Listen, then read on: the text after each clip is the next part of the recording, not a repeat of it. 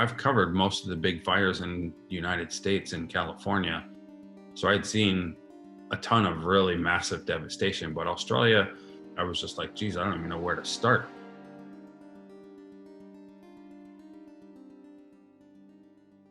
I came up with the idea of putting infrared cameras on drones to find wild animals as well as rescue people's pets.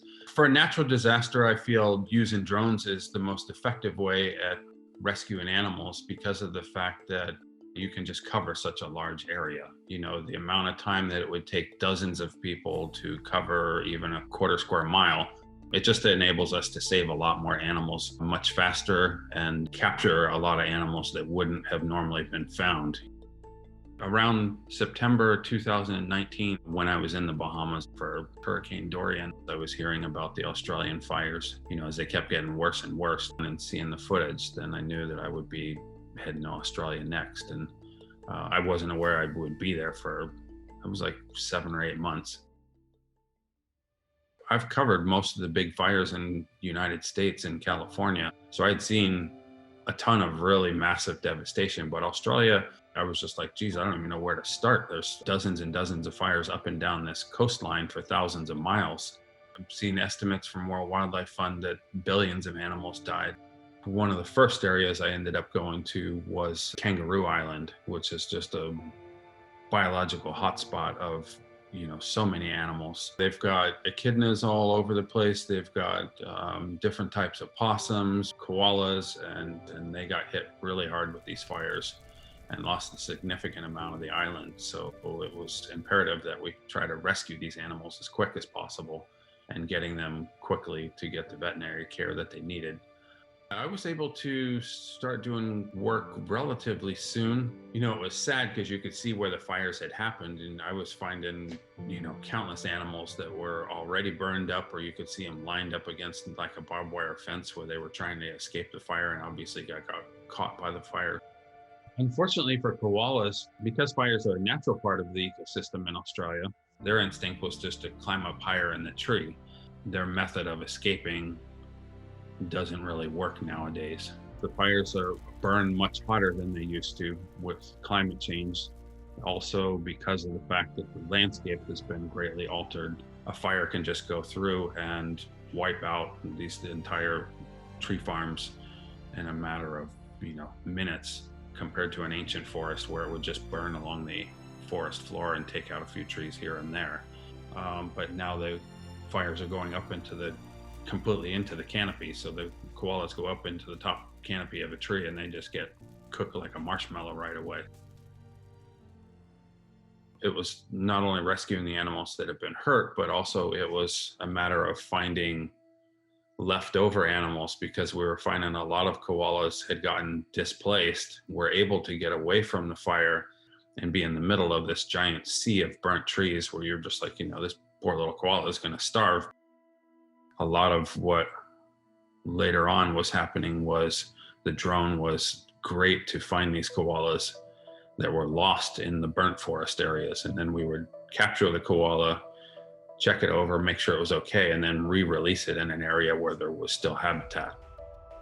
The koalas are one of the animals that the drone worked exceptionally well with, because the koalas like to be at night high up in the trees. Me naively being from United States, I didn't really realize how tough a koala would be necessarily. But in order to have something that's that heavy set clinging onto a branch and not falling every single day, I mean, the arms on a koala are extremely tough. When you'd go to get them out of the tree, they would fight like crazy, and they got sharp teeth and claws. And yeah, these ones were definitely strong-willed koalas that had the will to live, and we were capturing them and putting them in a place where they were going to live. A particular rescue that stands out was one of the baby female koalas that we saved. You know, I found her up in a tree at night, orphaned. And yeah, in this particular case with this young female koala, it was a matter of rescuing her and transporting her to habitat that was unburnt habitat, because she was in an area where there was not enough eucalyptus trees left for her to survive, and she was in a burnt tree where there was nothing for her to eat. We set a live trap at the base of the tree in this badly burned area. And then in the morning, thankfully, she went down and grabbed some of the eucalyptus leaves that we put in the trap, and then we were able to save her. She was just kind of skinny and dehydrated, but I'm hopeful that she ended up surviving since we released her in more suitable habitat. Of course, almost was tempted to keep the koala, but obviously wouldn't keep the koala. But yeah, that was pretty heartwarming to rescue a little baby girl. Sometimes it get pretty depressing doing the work, trying to find where the animals were left over, because not only was the habitat destroyed, but you could also see that, there would be, say, sugar cane plantations and stuff like that, where even where there was possible habitat, there wouldn't be animals for miles and miles again. So, just in the back of my mind going, geez, how much habitat has been lost for these animals?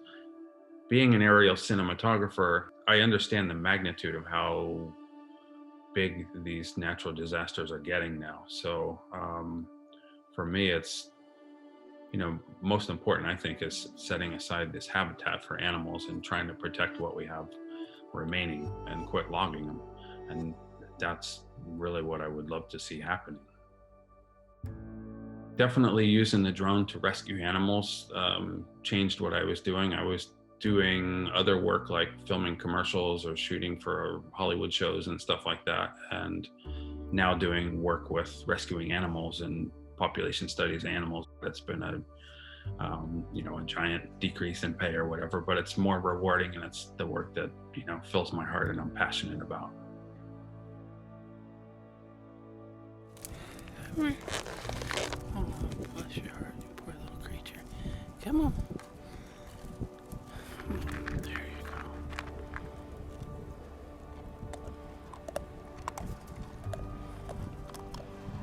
Poor thing, you've been through a lot, haven't you?